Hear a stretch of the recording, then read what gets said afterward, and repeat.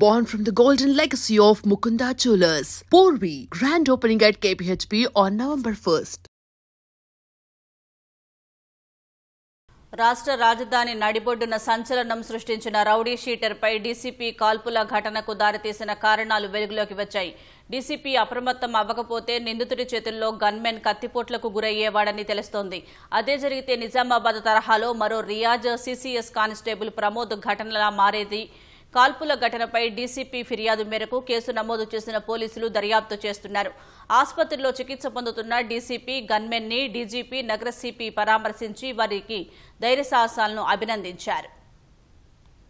హైదరాబాద్లో సంచలనం సృష్టించిన కాల్పుల ఘటనపై south east DCP Chaitanya Kumar ఫిర్యాదుతో సుల్తాన్ బజార్ పోలీసులు కేసు నమోదు చేసి దర్యాప్తు చేపట్టారు. ప్రధాన నిందితుడు మహ్మద్ ఒమర్ అన్సారీ, అతని అనుచరుడు ఆటో డ్రైవర్ ని నిందితులుగా చేర్చారు. సీసీటీవీ కెమెరాల ఫుటేజ్ పరిశీలించి ఆధారాలు సేకరిస్తున్నారు. కత్తి, తల్వార్లతో తిరిగే ఒమర్ అన్సారీ చోరీని అడ్డుకుంటే ఎంతకైనా తెగించేందుకు సిద్ధపడతాడు.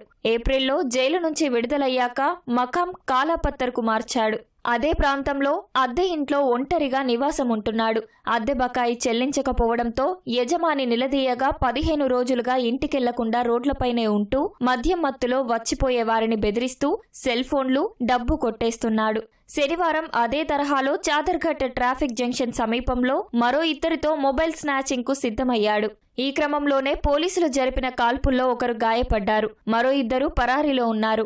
బషీర్బాగ్ సిపి కార్యాలయంలో సమీక్షా సమావేశం ముగిశాక చైతన్య కుమార్ సైదాబాద్ డీసీపీ కార్యాలయం వైపు కారులో వెళ్తున్నారు.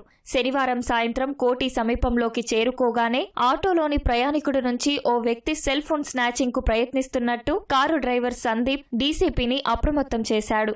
డీసీపీ ఆదేశాలతో కారు దిగిన గన్మెన్ మూర్తి స్నాచర్లను పట్టుకునేందుకు కిందకి దిగగా ఒమర్ అన్సారీని పట్టుకున్నారు. డీసీపీ సైతం కిందకు దిగి గన్మెన్ కు సాయం చేసేందుకు సిద్ధమయ్యారు. పోలీసులను గమనించిన ఇద్దరూ ఆటోలో పారిపోయారు. పట్టుకునేందుకు యత్నించిన డీసీపీ గన్మెన్లను వెనక్కి నెట్టేసి అన్సారీ ముందుకు పరిగెత్తగా పట్టుకునేందుకు గన్మెన్ మూర్తి వెంబడించారు. అకస్మాత్తుగా నిందితుడు కత్తి బయటకు తీసి గన్మెన్ పై దాడికి యత్నించాడు. అప్రమత్తమైన డీసీపీ 2 రౌండ్లు కాల్పులు జరిపారు. క్షణం ఆలస్యమైన గన్మెన్ కత్తిపోట్లకి గురయ్యే అవకాశం ఉండేది. తూటా గాయంతోనే విక్టరీ ప్లేగ్రౌండ్ వైపు పరిగెత్తుతూ అన్సారీ కుప్పకూలిపోయాడు. డ్రైవర్ సందీప్ సమాచారంతో చాదర్ఘట్ పోలీసులు నిందితుడిని ఆసుపత్రికి తరలించారు. ఘటనపై డీసీపీ చైతన్య కుమార్ ఫిర్యాదు మేరకు కేసు నమోదు చేసిన సుల్తాన్ బజార్ పోలీసులు దర్యాప్తులో భాగంగా స్థానికుల నుంచి కొంత సమాచారం సేకరించారు. నిందితుడు అన్సారీని పట్టుకునే క్రమంలో గాయపడి ఆసుపత్రిలో చికిత్స పొందుతున్న డీసీపీ చైతన్య కుమార్ గన్మెన్ మూర్తిని డీజీపీ శివధర్ రెడ్డి, సిపి సజ్జనార్ పరామర్శించారు. కరుడుగట్టిన రౌడీ షీటర్ను ఎదిరించి గన్మెన్ మూర్తి ప్రాణాలు కాపాడిన డీసీపీ చైతన్య కుమార్ దొంగను పట్టుకోవడంలో సాహసం ప్రదర్శించిన గన్మెన్ మూర్తిని డీజీపీ సిపి అభినందించారు. ఆ చేతిలో ఉన్నటువంటి మారణాయుధమైనటువంటి చాకుతో ఈ ఇద్దరి పైనకి చార్జ్ చేసి వాళ్ళని స్టాప్ చేసే ప్రయత్నం చేస్తున్న క్రమంలో చైతన్య కుమార్ అతని పైన ఫైరింగ్ చేసిండు. అందులో ఆయనకు ఇంజురీ అయింది. మహమ్మద్ ఒమర్ అన్సారీ అని ఆయనకు ఇంజురీ అయింది. ఆయన ఆల్రెడీ 22 కేసులలో నిందితుడుగా ఉన్నాడు. పీడీ యాక్ట్ 2 సార్లు పీడీ యాక్ట్ పెట్టిండ్రు. తర్వాత రౌడీ షీట్ కూడా ఉంది కాలాపత్తర్ పోలీస్ స్టేషన్లో. సో పోలీస్ డిపార్ట్మెంట్ తరఫున మంచి శౌర్య సాహసాలు ప్రదర్శించిన ఇద్దరు కూడా అభినందనలు తెలియజేస్తున్నారు.